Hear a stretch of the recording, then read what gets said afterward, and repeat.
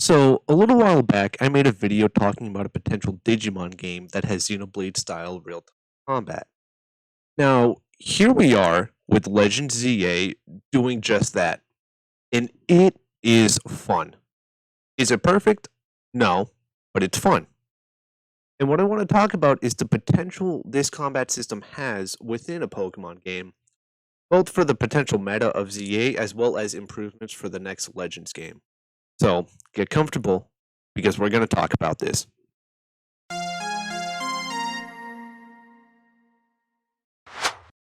What is up, ghouls, gamers, and goblins? PotatoBagel here. For those unfamiliar with me, I make videos mostly around Pokemon with emphasis on the game design.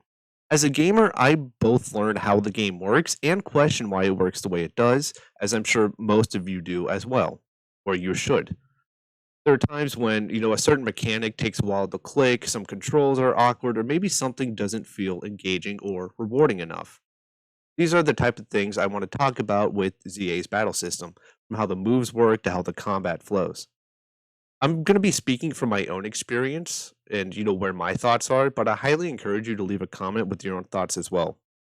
Discussion is always important when it comes to things like these. I'm not going to diminish anybody else's experiences, you shouldn't diminish mine, that type of thing. Now, using a move in ZA is exactly what I want. The four moves your Pokemon know are mapped to the face buttons, allowing them to be chained together and used in real time. However, each move is not necessarily used the same way. The way I'd like to separate this is kind of with two properties. There is the target range and a cast type. What I've noticed is that there's four distinct target ranges: close range, medium range, long range, and self. Whenever you use a move, a white circle moves forward from your trainer to where your Pokemon will relocate to use the move. That's the target range I'm talking about. Close range moves like Tackle and the Elemental Punches stop where your target is, so your Pokemon walks up to the target and uses the move. Makes sense. Medium range moves are a little weird, as they target the opponent like close range moves, but your Pokemon doesn't move in all the way. This can be seen with moves like Quick Attack, Waterfall, and even some status moves like Heal Block. Long range moves are where most special moves are. The target reticle stops a little bit in front of your trainer, and that's where your Pokemon goes. Shadow Ball, Flamethrower, Psychic are all examples of these. Moves with the range of Self have the target reticle make its way to your Pokemon's current location. Most of the status moves fall under here, like Swords Dance, Calm Mind. To me, the real fun is figuring out a move's cast type. For example, I mentioned that Quick Attack and Waterfall were both medium range moves. To me, Quick Attack's cast type is, I'm going to call it Rush, while Waterfall is what I'm going to call Charge. Quick Attack and Aqua Jet are priority moves in the mainline games, and to accommodate for that behavior, these moves have your Pokemon stop a little bit before the target, quickly rush in with a melee blow. Waterfall and similar moves like Spark, Flame Wheel, and Rollout are charge moves because your Pokemon charges forward. The hit isn't instantaneous like with the rush moves, plus your Pokemon keeps on going even after it hits your target. Think of it kind of like a linear AoE. And this is what I mean by cast type, how the move is performed or cast. And from what I've seen, these are the types of different cast types that I've seen. You have melee stuff like the elemental punches, the elemental fangs, rush, like quick attack and aqua jet, charge, stuff like waterfall, wild charge, arc. You have beams like flamethrower and solar beam, projectiles like shadow ball and dark pulse, and summon like psychic, earthquake, and smoke screen.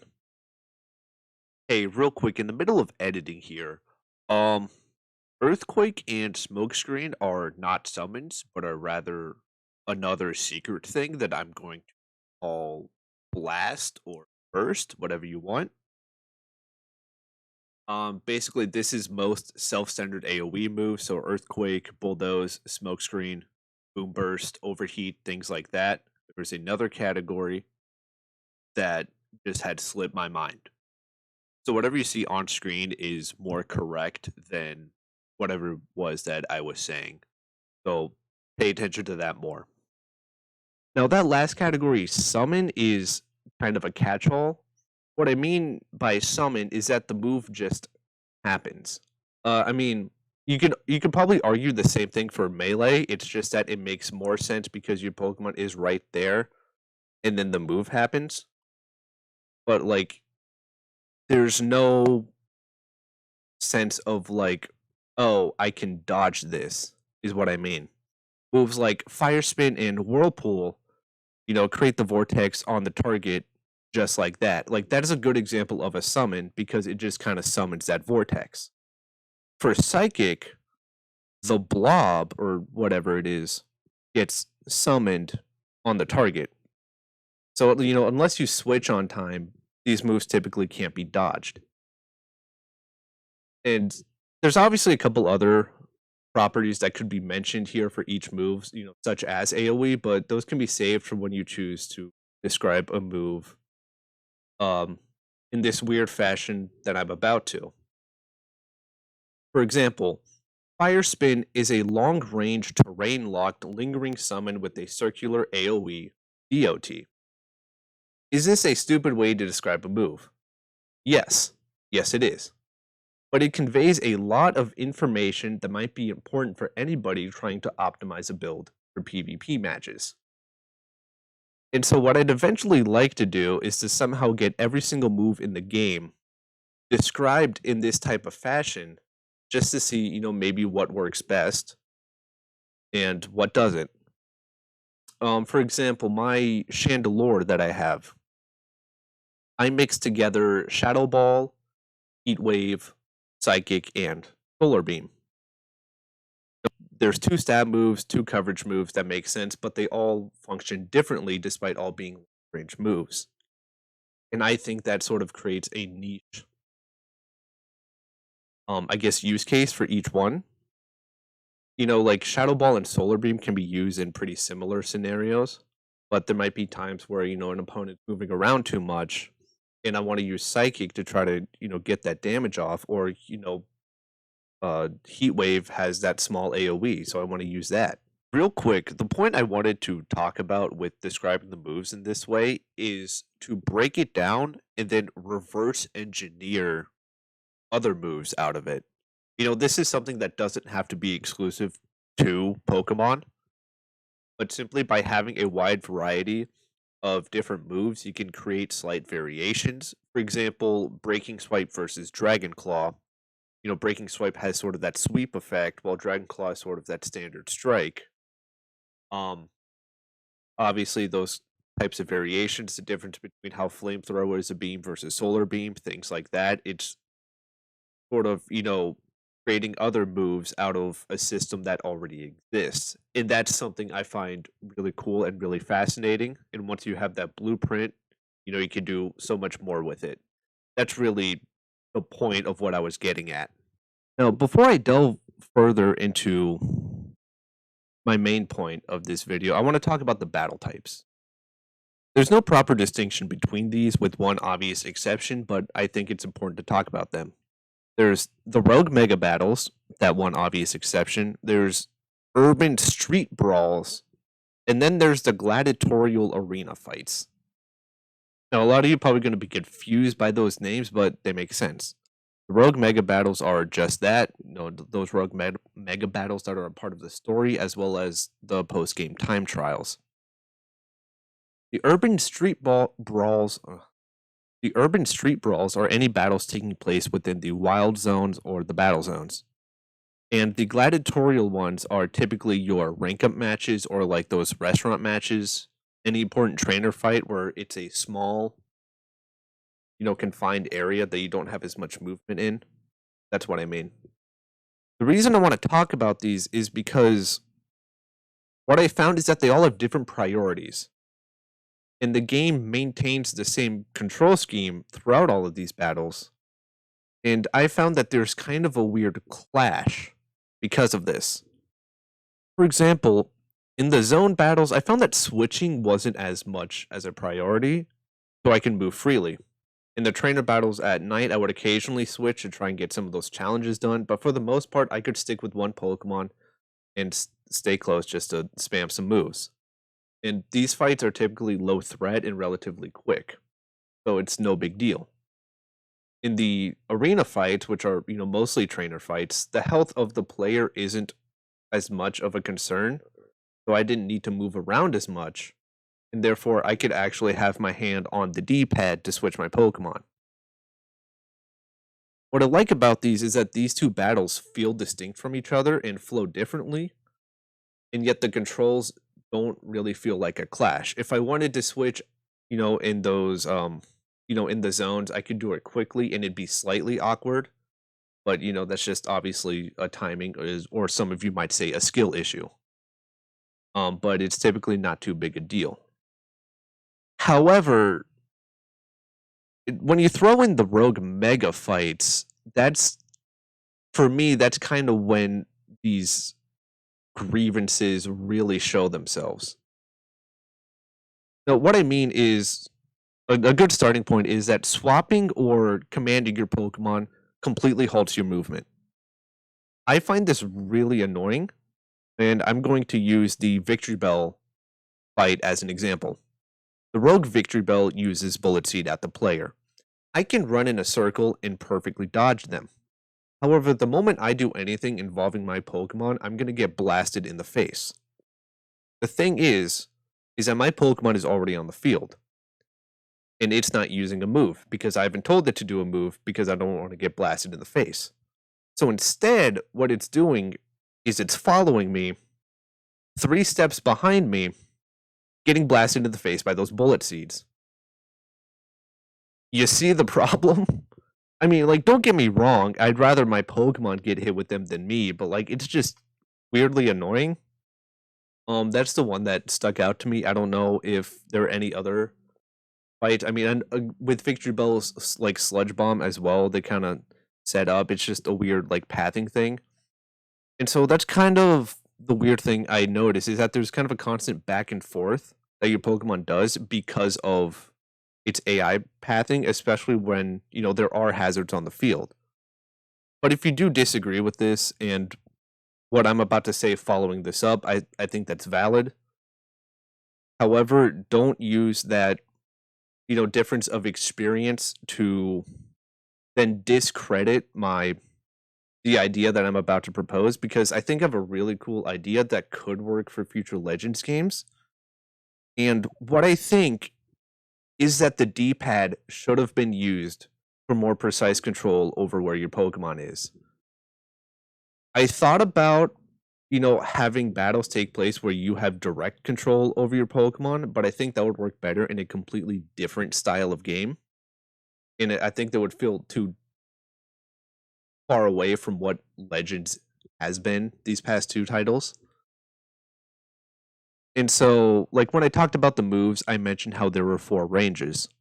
There's also 4 spots on the D-pad.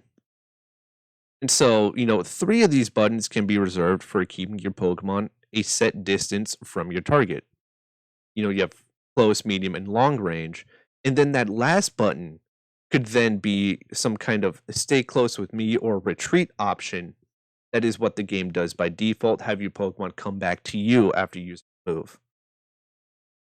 Now, I will admit that this idea kind of loses some credibility or validity, especially, when it comes to the current Battle Royale style PvP matches, as well as, fighting multiple Pokemon. It might be a little quirky, but I personally think it'll open up some really cool tactics when it comes to optimizing a Pokemon's moveset and potentially seeing some single battle formats. I will admit that this probably isn't the most perfect idea because if you have something like Gallade versus Gardevoir, who ideally would want to be at 2 different ranges, Gallade wants to be close, Gardevoir wants to be a bit farther away. It's going to end up looking like the weirdest game of tag. You might have to implement some weird Monster Rancher style like nudging, I don't know. But there's one particular reason I think this should have already existed, and that's with the Mega Gauge. Your Mega Gauge fills quicker the closer you are to your Pokemon when you use a move. When the default AI has your Pokemon automatically come back to you, this kind of feels like a freebie. So by choosing your Pokemon's distance, you, the player, have to match it to then get the most charge out of the Mega Gauge. And I think that's at least slightly more engaging because then, you can then get in close, but you're most likely going to be put in more danger. And I think by doing this, by having that control scheme on the D-pad, you can then choose your Pokemon via the left bumper. And I think that should work as a radial menu. Because honestly, having to cycle through, like I know the left and right kind of loops back Pac-Man style, but it really is just kind of annoying have to figure it out, and then especially if you're trying to be quick about it. So I think a radial menu would work best. And then because the left bumper already resets the camera, you move the reset camera option to the right stick, like most games kind of are. I don't know, it just makes sense to me. And then you move the Mega Evolution button to the right bumper. Because currently the right bumper allows you to move and lock the camera in a position while you are locked onto something. But I've never used it aside to actually see how it works. And it's stupid. And I have not found any use for why this feature exists.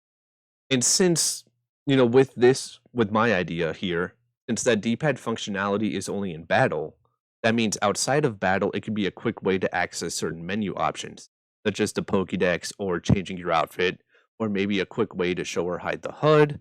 That way you can take screenshots outside of camera mode. Now, there also is one more thing I'd like to change, and this one might be more universally accepted by everyone. And that is that if there is not a valid target to lock onto, with the left trigger, I say you should just put up a temporary crosshair. What I mean is that if an enemy uses Dig, Fly, or Phantom Force, you can't lock onto them, which means you can't use any move. No Protect, no Double Team, no Sword Stance, nothing. And I think this kind of discourages people from using setup moves because you won't be able to use them all the time and you're better off just running hyper offense. And as well as because of like the sneak attacks or the advantage in the battle zones, because those deal increased damage, even if they don't one shot, you have an immediate follow up as well, so you're just better running for offensive moves. Anyways, despite my criticism and proposal for future ideas, I do think that the battle system is within the range of like an 8.5 to 9 out of 10. I think there's more potential that could be drawn out of it, while still keeping it within the reign of what a Legends game is, especially in a singles format. I really want to see how a singles format would work. And please feel free to leave your thoughts on the battle system. If there's anything you found out about the moves, about what works best, any Pokemon that surprisingly like stuck out to you, things like that. For me, I had an Aerodactyl on my team that happened to be Jolly, and it was crazy fast. And I ran like Wing Attack, the Elemental Fangs, and Stone Edge. I can get Stone Edge on like a 5-second cooldown. Everything else was on like a 3-second cooldown. It was nuts. That being said, hope you all enjoyed. Subscribe if you want. And as always, stay frothy.